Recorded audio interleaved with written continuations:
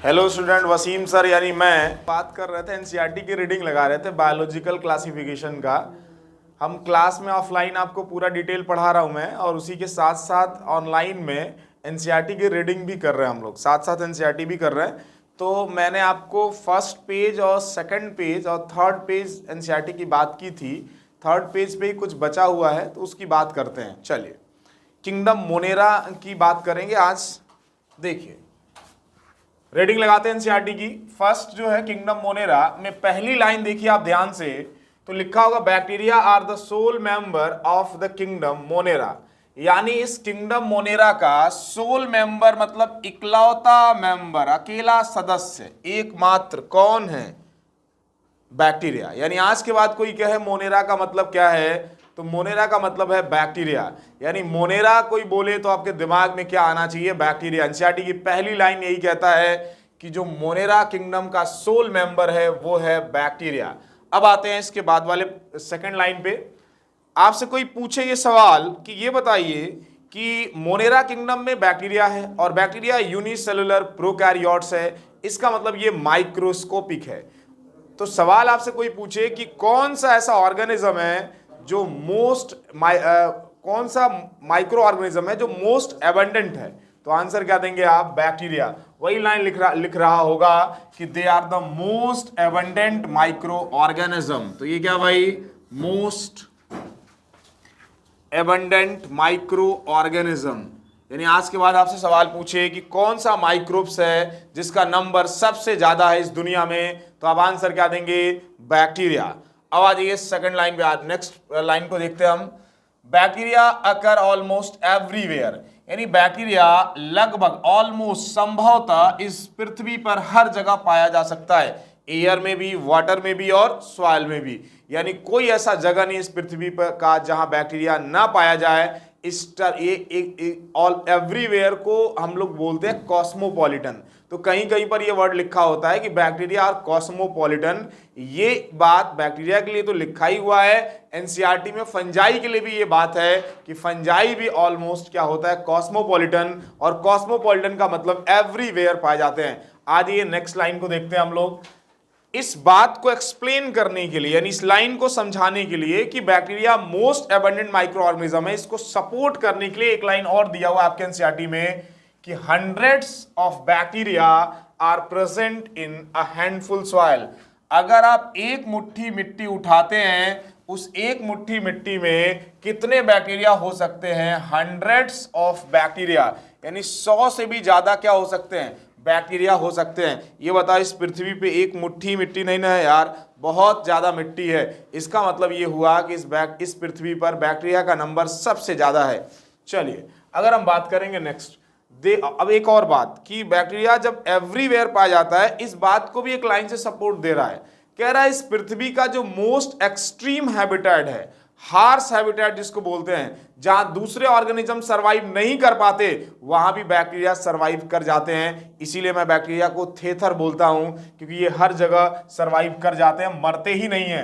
अब इन extreme habitat का नाम लिखा हुआ है, देखिए, they also live in extreme habitat such as, जैसे हॉट स्प्रिंग, गर्म झरनों के पानी में, डेजर्ट, रेगिस्तान में, तपती धूप में जहां रेनफॉल बहुत कम है, टेम्परेचर बहुत ज्यादा है, स्नो, बर्फ की पहाड़ियों में, डीप ओशन यानी समुद्र की गहराइयों में, जहां लाइट का पेनिट्रेशन बहुत कम है, जहां लाइट बहुत कम जाता है, वहां पर भी ये सरवाइव कर जाते हैं, जहां से दूसरे ऑर्गेनिज्म मूव करके ऊपर की तरफ आ जाते हैं। चलिए बात करते हैं, तो चारों वर्ड आपको याद करना पड़ेगा कि एक्सट्रीम हैबिटेट में 4 हैबिटेट का नाम दिया है: hot spring, desert, snow and deep ocean. Hot spring अभी से इसी चैप्टर में आपको एक जगह और मिलेगा। इसमें कौन सा बैक्टीरिया सर्वाइव करता है, तो नाम बोलेंगे आर्की बैक्टीरिया। आर्की बैक्टीरिया का कौन सा टाइप, तो बोलेंगे थर्मो एसिडोफिल्स। चलिए अब बात करते हैं नेक्स्ट लाइन की। Where very few other life form can survive. जहां पर ये कह रहा है वेयर, जहां इन हैबिटेट्स में few other life form survive, यानी जहां दूसरे ऑर्गेनिज्म सर्वाइव नहीं कर पाते या बहुत कम लाइफ दिखता है, वहां पर भी ये सर्वाइव कर जाते हैं। इसका मतलब क्या हुआ कि ये मोस्ट एक्सट्रीम हैबिटेट को झेलने की क्षमता रखते हैं, इसीलिए इनका नंबर इस पृथ्वी पर सबसे ज्यादा है। अब बात करिए नेक्स्ट लाइन की कि मेनी ऑफ देम लीव इन। देखिए, मेनी ऑफ देम लीव इन और ऑन, यानी अंदर, या आप कह सकते हैं उनके ऊपर, किसके, अदर ऑर्गेनिज्म। आप एक बात बताइए कि ऐसा ऑर्गेनिज्म जो दूसरे ऑर्गेनिज्म के अंदर या उसके बाहर रहता है और उससे फूड लेता है और उसको डिजीज भी दे दे, उसको बोलते हैं पैरासाइट। क्या बोलते हैं, पैरासाइट। तो बहुत सारे बैक्टीरिया ऐसे हैं जो होस्ट बॉडी के अंदर या होस्ट बॉडी के बाहर रहते हैं। अगर ये होस्ट बॉडी के अंदर रहते हैं तो इनको एंडोपैरासाइट, और अगर बाहर रहते हैं तो इनको एक्टो या एक्सोपैरासाइट कहते हैं। अब बात करेंगे, ये हो गया आपका एनसीईआरटी का मोनेरा किंगडम का फर्स्ट पैराग्राफ। अब हम बात करेंगे सेकंड पैराग्राफ के बारे में। चलिए बात करते हैं सेकंड पैराग्राफ, आ जाइए।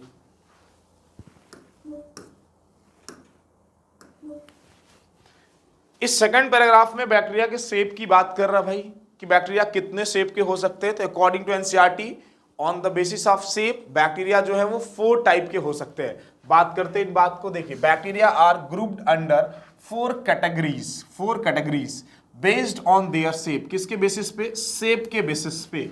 देख क्या क्या हो सकते हैं, बैक्टीरिया स्फेरिकल हो सकते हैं, बैक्टीरिया रॉड शेप हो सकते हैं, बैक्टीरिया कैसे हो सकते हैं भाई, कॉमा शेप हो सकते हैं, और बैक्टीरिया स्पाइरल शेप हो सकते हैं।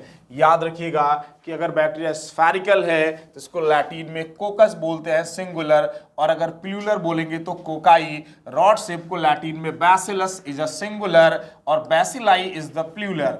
फिर अगर कॉमा शेप की बात करेंगे तो सिंगुलर को विव्रियम और प्लूरल को विव्रियो। उसे स्पाइरल को सिंगुलर में स्पाइरलम और प्लूरल को स्पाइरला। याद रखिए, ये होगी बैक्टीरिया के शेप की बात। यही बात आपको cell the unit of life में भी की गई है।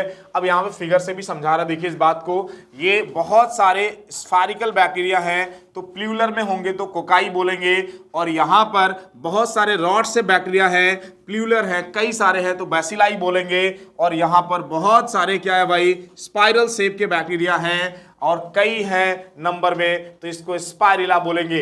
एक बात याद ध्यान देने वाली बात है कि स्पाइरिलम के पास फ्लैजिला प्रेजेंट होती है, यानी सिंगुलर फ्लैजिला। एक को फ्लैजिलम, बहुत सारे हैं तो flagella. Flagella thread like structure है और इनको मोटिलिटी प्रोवाइड करता है। लास्ट का जो टाइप है कॉमा शेप एक है तो विव्रियम, यहाँ कई सारे हैं फिगर में, इसीलिए एनसीईआरटी लिखता है विव्रियो। ये हो गया क्या, बैक्टीरिया ऑफ डिफरेंट शेप, यानी 4 तरह के बैक्टीरिया के शेप की बात करता है। ये हो गया सेकंड पैराग्राफ मोनेरा किंगडम का। अब बात करेंगे थर्ड पैराग्राफ के बारे में, आते हैं बात कर लेते हैं।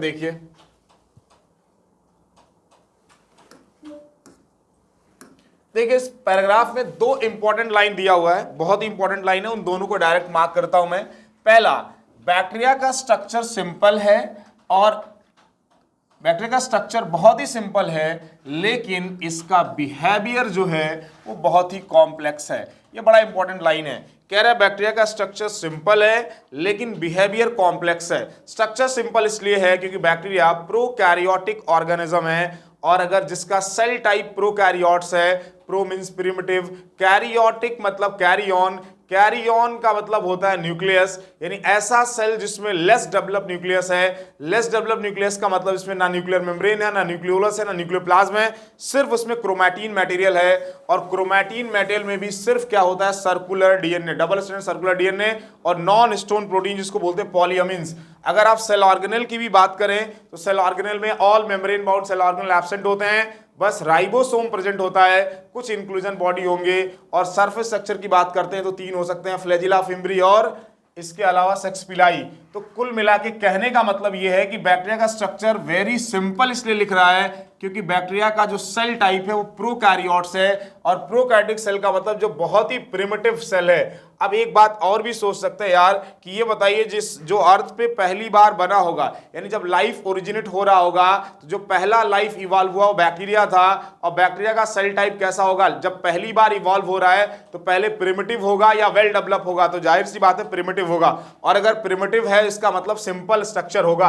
अगर हम बात करें बिहेवियर क्यों कह रहा है कॉम्प्लेक्स, बिहेवियर कॉम्प्लेक्स इसलिए कह रहा है क्योंकि बैक्टीरिया जो है वो डिफरेंट टाइप के मोड ऑफ न्यूट्रिशन शो करते हैं। अगर आप बात करेंगे तो बैक्टीरिया सिर्फ होलोजोइक नहीं हो सकते हैं, बैक्टीरिया फोटोसिंथेटिक भी हो सकते हैं, बैक्टीरिया कीमोसिंथेटिक भी हो सकते हैं, बैक्टीरिया सेप्रोफिटिक भी हो सकते हैं, बैक्टीरिया सिम्बायोटिक भी हो सकते हैं और बैक्टीरिया पैरासिटिक भी हो सकते हैं। अगर कोई बात करे कि बैक्टीरिया क्या नहीं कर सकता, तो बैक्टीरिया कभी होलोजोइक न्यूट्रिशन नहीं कर सकता, यानी बैक्टीरिया का जो ग्रुप है वो 5 तरह का न्यूट्रिशन शो कर सकता है। ये बताइए जब 5 तरह के न्यूट्रिशन शो कर सकते हैं तो क्या इनमें डाइवर्सिटी आएगी कि नहीं आएगी, क्या इनका बिहेवियर कॉम्प्लेक्स होगा कि नहीं? तो एक तो कारण ये हो गया। दूसरा कारण ये है कि जो बैक्टीरिया है वो डिफरेंट टाइप के मोड ऑफ हैबिटेट्स में सर्वाइव कर सकते हैं। बैक्टीरिया, अभी आपको मैंने बताया कि 4 हैबिटेट, तो अभी पहले पैराग्राफ में लिखवाया कि हॉट स्प्रिंग में भी हो सकते हैं, स्नो में भी हो सकते हैं, डिजर्ट में भी हो सकते हैं, और इसके अलावा मैंने आपको बताया कि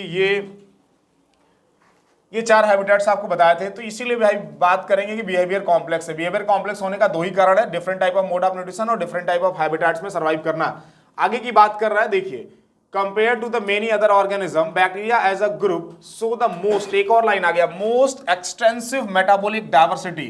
एक बात समझिए कि मेटाबॉलिक मतलब मेटाबॉलिज्म का मतलब sum total of biochemical reaction occurs inside the living body, यानी लिविंग बॉडी के अंदर जितने केमिकल रिएक्शन चल रहे हैं उसी को बोलते हैं मेटाबॉलिज्म, और उनमें जो रिएक्शन है उसको बोलते हैं मेटाबॉलिक रिएक्शन। डाइवर्सिटी का मतलब होता है डिफरेंस, यानी किसी ऑर्गेनिज्म के मेटाबॉलिक रिएक्शन में डिफरेंस आ रहा है। कैसे डिफरेंस आ सकता है? जैसे मैं बोलूं कि इस दुनिया के जितने भी ह्यूमन हैं सबका मोड ऑफ न्यूट्रिशन जो है वो कैसा हो सकता है, तो आप बोलेंगे सब हेट्रोट्रॉफिक हैं और सब होलोजोइक हैं। इसका मतलब सबके बॉडी में जो डाइजेशन चल रहा है वो एक ही तरह के रिएक्शन से हो रहा होगा। लेकिन अगर मैं ये कहूं कि कुछ ह्यूमन जो है वो होलोजोइक हैं, कुछ सेप्रोफिटिक हैं, कुछ पैरासिटिक हैं, कुछ सिम्बायोटिक हैं, तो क्या सबके बॉडी के अंदर एक ही तरह के केमिकल रिएक्शन चलेंगे क्या? आप बोलेंगे नहीं। जो फोटोसिंथेसिस होंगे उनके बॉडी में अलग रिएक्शन चल रहे होंगे, जो कीमोसिंथेटिक होंगे उनके बॉडी में अलग रिएक्शन चल रहे होंगे, जो सेप्रोफिटिक होंगे उनके बॉडी में अलग तरह के रिएक्शन चल रहे होंगे। इसका मतलब ये हुआ कि बैक्टीरिया डिफरेंट टाइप का मोड ऑफ न्यूट्रिशन शो करता है और अलग अलग बैक्टीरिया के न्यूट्रिशन अलग अलग हैं, इसलिए ये कह सकते हैं कि उनके बॉडी में अलग अलग तरह के केमिकल रिएक्शन चल रहे हैं और केमिकल रिएक्शन को ही मेटाबॉलिक बोलते हैं और डिफरेंसेज आ रहा है तो इसको डाइवर्सिटी बोलेंगे। तो लाइन अगर आपसे कोई पूछे कि most extensive metabolic diversity bacteria क्यों शो कर रहा है, तो आप बोलेंगे due to the different type of mode of nutrition. आगे की तरफ बात करेंगे सम ऑफ द बैक्टीरिया, आगे लिखा भी है, देखिए, some of the bacteria are autotrophic. कुछ बैक्टीरिया कैसे हैं भाई? ऑटोट्रॉफिक हैं, जो फूड सिंथेसाइज कर लेंगे भाई, इनऑर्गेनिक सब्सटेंस जो सिंथेसाइज करेंगे उनको आप बोल सकते हैं कीमोऑटोट्रॉफ। जब ये एक बात समझिएगा कि ऐसे बैक्टीरिया जो लाइट के प्रेजेंस में फूड बना रहे हैं, इनऑर्गेनिक सब्सटेंस से ही अगर बना रहे हैं, तो आप उसको बोलेंगे फोटोसिंथेटिक। और कुछ ऐसे बैक्टीरिया हैं जो इनऑर्गेनिक सब्सटेंस के ऑक्सीडेशन से जो एनर्जी निकल रही है उसका इस्तेमाल कर रहे हैं, उसको बोलते हैं कीमोसिंथेटिक। तो आगे वही सब लिखा होगा, आप पढ़ के देख सकते हैं कि दे मे बी फोटोसिंथेटिक, ये फोटोसिंथेटिक हो सकते हैं जिसमें ऑटोट्रॉफ्स, या फिर कीमोसिंथेटिक ऑटोट्रॉफ्स हो सकते हैं। अगर फोटोसिंथेटिक होंगे तो लाइट के प्रेजेंस में बनाएंगे और कीमोसिंथेटिक अगर होंगे तो इनऑर्गेनिक सब्सटेंस के ऑक्सीडेशन से जो एनर्जी निकलेगी उसका इस्तेमाल करेंगे। आगे लिखा है the vast majority of bacteria, ज्यादातर बैक्टीरिया, अगर आपसे कोई पूछे कि सबसे ज्यादा बैक्टीरिया किस तरह का मोड ऑफ न्यूट्रिशन शो करते हैं, तो आप बोलेंगे हेट्रोट्रॉफ्स। क्या बोलेंगे? हेट्रोट्रॉफ्स होते हैं। आगे लिखा है हेट्रोट्रॉफ्स का मतलब ये जो डिपेंड होंगे फूड के लिए दूसरे, अगर डेड ऑर्गेनिज्म पे डिपेंड है तो सेप्रोफिटिक है, और अगर दूसरे लिविंग पे डिपेंड है और डिजीज कॉज कर रहे हैं तो पैरासिटिक हो सकते हैं, और अगर किसी के साथ एसोसिएशन में है, दोनों एक दूसरे को फायदा पहुंचा रहे हैं, कोई किसी को नुकसान नहीं पहुंचा रहा है, तो उसको आप बोलते हैं सिम्बायोटिक। क्या बोलते हैं उसको? सिम्बायोटिक। तो ये हो गया आपका 3rd पैराग्राफ। देखिए साथ साथ हम लोग पढ़ रहे हैं, क्लास में मैं आपको अच्छे से नोट्स बना के और लिखवा के बता रहा हूं। इसका रीडिंग जो है एनसीईआरटी की जो रीडिंग है वो आप ऑनलाइन देख सकते हैं। एक एक पैराग्राफ को लाइन बाय लाइन आपको हाईलाइट करके बताया जा रहा है, तो आप साथ साथ फोन से ऑनलाइन देख के रीडिंग को समझ सकते हैं। अगर कोई दिक्कत आए तो पूछ सकते हैं। चलिए, थैंक यू सो मच। बाकी जो बात करेंगे वो नेक्स्ट वीडियो में बात करेंगे।